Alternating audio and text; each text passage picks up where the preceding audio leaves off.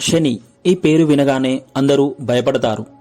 కానీ ఆ స్వామిని భయంతో కాకుండా భక్తితో కొలిస్తే సకల శుభాలతో పాటు ఐశ్వర్యాన్ని కూడా ప్రసాదిస్తాడని నమ్మకం. మనసారా పూజించి ఆరాధించే భక్తులను కష్టాల నుంచి గట్టెక్కించే కరుణామూర్తి అయిన శనీశ్వరుని గురించి ఇప్పుడు తెలుసుకుందాం. గైస్, మన ఛానల్ని ఇప్పుడే ఫస్ట్ టైం చూస్తున్నట్లయితే ఈ ఛానల్ని తప్పకుండా సబ్స్క్రైబ్ చేయండి. నవగ్రహాలకు రారాజు, సకల జీవులకు ప్రత్యక్ష దైవం అయిన సూర్యభగవానుడు త్వష్ట ప్రజాపతి విశ్వకర్మ కూతురు అయిన సంజనాదేవిని పెళ్లి చేసుకుంటాడు. వీరిద్దరికీ యముడు మరియు యమున సంతానం. పెళ్లైన నుండే సూర్యకాంతిని, సూర్యుని తేజస్సును భరించలేకపోయేది సంజన. అందుకని సూర్యుని ప్రకాశాన్ని తట్టుకునేందుకు తపస్సు చేయాలని అనుకుంటుంది. అందుకు తన భర్త ఒప్పుకోడేమో అని సంజన తన స్థానంలో తన నీడకు ప్రాణం పోసి ఛాయాదేవిగా సూర్యుని వద్ద పెట్టి అడవికి పోయి తపస్సు చేస్తుంది. అయితే ఛాయ గుణం రూపంలో సంజనను పోలి ఉండడం వల్ల సూర్యభగవానుడు తన భార్య సంజనగా భావిస్తాడు. దీంతో కొంతకాలం తర్వాత ఛాయ గర్భవతి అవుతుంది. సూర్యునికి ఛాయాదేవికి శని జన్మిస్తాడు. శని తల్లి గర్భంలో ఉండగా ఛాయాదేవి ఈశ్వరునికి ఘోర తపస్సు చేస్తుంది. గర్భం దాల్చిన సమయంలో ఛాయ పరమశివుడిని ధ్యానించింది కాబట్టి శనిదేవుడికి పుట్టినప్పటి నుండి ఆ పరమశివుని అనుగ్రహం ఉంటుంది. అంతేకాదు, అతడు పుట్టుకతోనే చాలా శక్తులతో జన్మిస్తాడు. ఛాయ అంటే నీడ. నీడ నల్లగా ఉంటుంది కాబట్టి శని నలుపు రంగులో జన్మిస్తాడు. శని నల్లగా ఉండడం, సూర్యతేజస్సు లేకపోవడం వల్ల ఈ బిడ్డ తన బిడ్డ కాదని ఛాయని సూర్యుడు అనుమానించి అవమానిస్తాడు. అది విన్న శని తన తండ్రి అయిన సూర్యున్నే నల్లగా మారిపోవాలని, సూర్యగమనం ఆగిపోవాలని శపిస్తాడు. అప్పుడు తన తప్పును తెలుసుకున్న సూర్యుడు ఈశ్వరుణ్ణి వేడుకుంటూ జరిగిన విషయమంతా ఈశ్వరునికి తెలియజేయగా, ఈశ్వరుని ఆజ్ఞ మేరకు శని తన శాపాన్ని వెనక్కి తీసుకుని సూర్యుణ్ణి శాప విముక్తుణ్ణి చేస్తాడు. సూర్యుని మీద పగతో శనిదేవుడు ఈశ్వరుణ్ణి తపస్సు చేసి ఎన్నో వరాలు పొందుతాడు. లక్ష్మీదేవి సోదరి అయిన జ్యేష్ఠదేవి అనగా దరిద్రదేవత శనైశ్చరుడి భార్య. అంటే శని భగవానుడు విష్ణుమూర్తికి తోడల్లుడు అన్నమాట. హరిశ్చంద్రుడు, నలుడు, కార్తవీర్యార్జునుడు శని మహిమ వల్ల అనేక కష్టాలు పొంది చివరికి శని కృప వల్లే సర్వసుఖాలు పొందుతారు. శని దూషణ సర్వదేవతలను తిట్టిన దాంతో సమానం అని మన పెద్దలు చెబుతారు. ఆయనను పూజిస్తే దేవతలందరినీ పూజించినంత ఫలితం లభిస్తుంది అంటారు.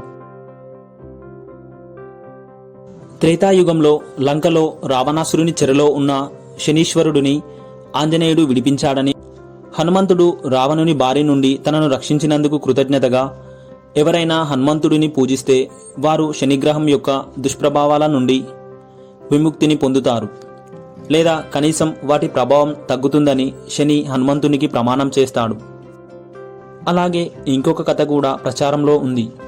శని ప్రభావం హనుమంతునిపై మొదలవుతుందన్న సూచికగా ఒకసారి శని హనుమంతుని భుజాలపై ఎక్కాడు. అప్పుడు హనుమంతుడు భారీ కాయునిగా అవతరించి శని భుజాలపై కూర్చుంటాడు. ఆ నొప్పిని భరించలేక శని భగవానుడు హనుమంతుడిని తనను విడిచిపెట్టమని వేడుకుంటూ, ఎవరైనా హనుమంతుణ్ణి పూజిస్తే వారు శనిగ్రహం యొక్క దుష్ప్రభావాల నుండి విముక్తిని పొందుతారు, లేదా కనీసం వాటి ప్రభావం తగ్గుతుందని శని హనుమంతునికి ప్రమాణం చేస్తాడు.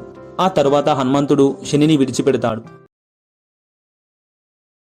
పూర్వం కృతయుగంలో కైలాసంలోని పరమశివుణ్ణి దర్శించడానికి వచ్చిన నారదుడు పరమేశ్వరునికి నవగ్రహాలలో శనిగ్రహ బలాలను అనేక విధాలుగా చెప్పాడు. నారదుడు శనిగ్రహంను పొగడడం శివునికి నచ్చలేదు. దీంతో శివుడు నారదునితో, శని అంతటి శక్తిమంతుడే అయితే తన ప్రభావాన్ని తనపై చూపి తనను పీడించి శని శక్తి సామర్థ్యాలను నిరూపించుకోమను అని శివుడు అనగా, నారదుడు ఆ విషయం శనితో చెప్తాడు. పరమశివుని మాటలకు శనికి ఆవేశం, పట్టుదల పెరిగిపోయాయి. తాను శివుడిని ఒక్క క్షణం పట్టి పీడిస్తానని, ఈ విషయం శివుడికి తెలియజేయమని నారదునితో చెప్పి పంపిస్తాడు శనిదేవుడు. ఈ విధంగా నారదుడు, శివుడు, శనిల మధ్య తగాదా సృష్టించాడు. నారదుడు తక్షణం శని చెప్పిన మాటలు శివునికి తెలియజేసి శని ప్రభావాన పడకుండా జాగ్రత్తగా ఉండమని చెప్పి వెళ్ళిపోయాడు. శని తనను ఎలా పీడించగలడో చూస్తాను అనుకుంటూ కైలాసం నుండి మాయమై అడవిదారి పట్టాడు శివుడు. ఎవరి దృష్టికి ఊహకు రాని చోటు వెతికి ఆలోచించి ఒక పెద్ద రావి చెట్టు తొర్రలో ఈశ్వరుడు దాక్కున్నాడని, తపస్సు చేశాడని మన పురాణాలు చెబుతున్నాయి. మరునాడు ఉదయం ఈశ్వరుడు కళ్ళు తెరిచేటప్పటికి శని ఎదురుగా నిలబడి ఈశ్వరునికి నమస్కరిస్తాడు. అప్పుడు శివుడు, ఏమైంది నీ శపథం అని ప్రశ్నించాడు. ఆయన మాటలకు శనిదేవుడు, పరమశివుడు అంతటివాడు, దేవతలకు ఋషులకు మరెందరికో ఆరాధ్య దైవం. ప్రశాంతమైన కైలాసము నుండి పారిపోయి దండకారణ్యంలో పరుగులు పెట్టి దిక్కులేని వాడి వలె చెట్టు తొర్రలో దాక్కోవడం అంటే ఆ క్షణం శని పట్టినట్లే కదా అని వినయంగా అడిగాడు శనిదేవుడు. శని సమయస్ఫూర్తికి, వినయానికి, ఆయన ప్రభావానికి, పట్టుదలకు మెచ్చుకున్నాడు శివుడు. తనను మెప్పించిన శనికి ఆనాటి నుండి ఈశ్వర అనే శబ్దం సార్థకం అవుతుందని, మానవులు శనిని శనీశ్వర అని పూజిస్తే శని తరపున పరమశివుడు ఆశీస్సులు ఇస్తానని వరము ఇస్తాడు.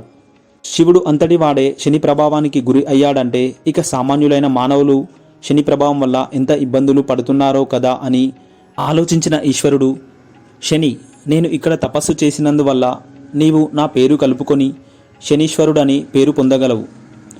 ఈరోజు శని త్రయోదశి కావున ఈ శని త్రయోదశి నాడు నీ వల్ల ఇబ్బందులు పడుతున్నవారు నీకిష్టమైన వాటితో నిన్ను ఆరాధిస్తారో వారికి నీ వల్ల ఏర్పడిన అనారోగ్యం, మృత్యుభయం పోయి ఆరోగ్యం చేకూరగలదు అని శివుడు వరము ఇస్తాడు.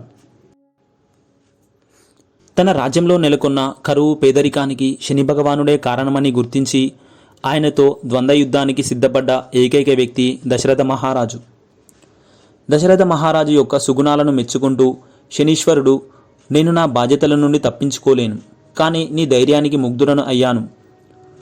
ఋష్యశృంగ మహర్షి నీకు సహాయం చేయగలడు. ఎక్కడైతే ఋష్యశృంగుడు నివసిస్తాడో ఆ దేశంలో కరువు కాటకాలు ఉండవు అని చెప్తాడు.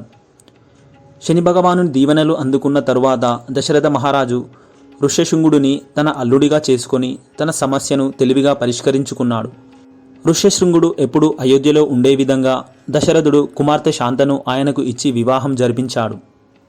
మానవులు పూర్వజన్మలో చేసుకున్న పాపపుణ్యాల ఆధారంగా వారి నడవడికను శనీశ్వరుడు నియంత్రిస్తాడు అంటారు. అలా ఈ జన్మలో ఆ మానవుడు చేసే పాపపుణ్యాల ఆధారంగా మరణానంతరం స్వర్గనరకాలను నిర్ణయిస్తాడు ఆ యమధర్మరాజు. సూర్యుని కుమారులైన శని, యమధర్మరాజు ఇలా న్యాయ అధికారులుగా వ్యవహరించడం విశేషం. శని పేరు వినగానే అందరూ భయపడతారు.